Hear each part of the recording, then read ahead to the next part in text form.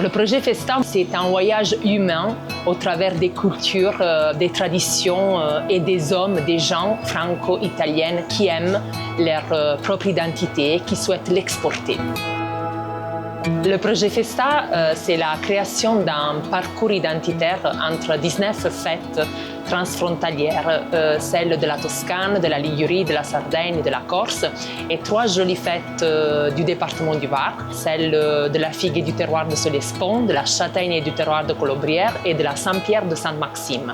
Ce projet a permis à ces fêtes d'être accompagnées, d'être valorisées, promues des 2 côtés de la frontière et surtout de créer des liens entre fêtes italiennes et fêtes françaises.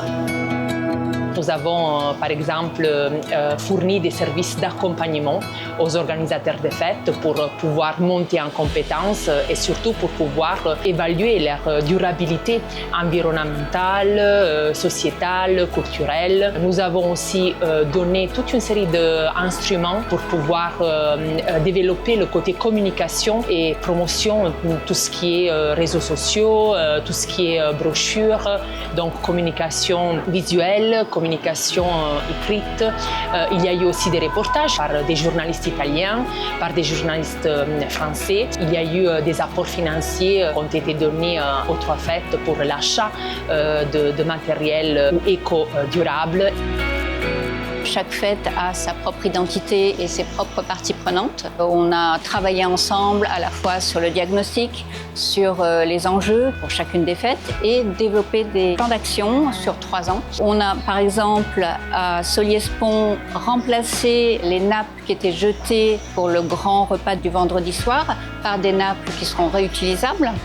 Donc c'est quand même 800 personnes, c'est un volume assez important. Sur les aspects culturels, on a aussi intégré la visite des canaux d'arrosant, qui est quelque chose de très spécifique, qui existe depuis très longtemps.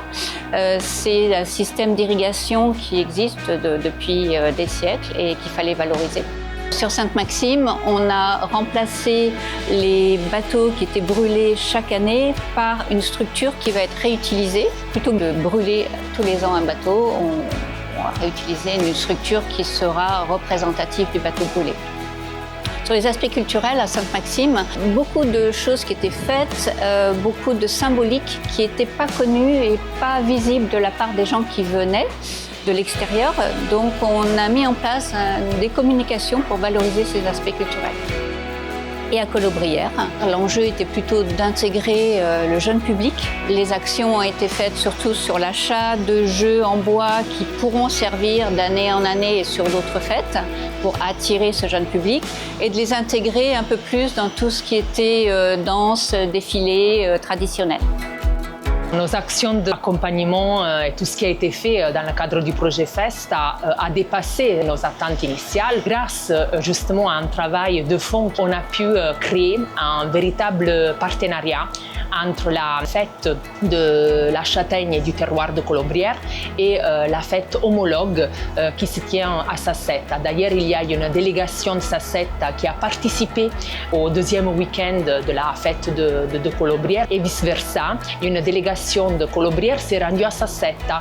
Cela nous a permis de créer une collaboration et il y a déjà des bases pour pouvoir poursuivre ce lien et pour pouvoir continuer à créer des projets communs bilatéraux entre la fête de Sassetta et la fête de Colobrières grâce justement à l'intermédiation et au travail d'accompagnement de notre structure.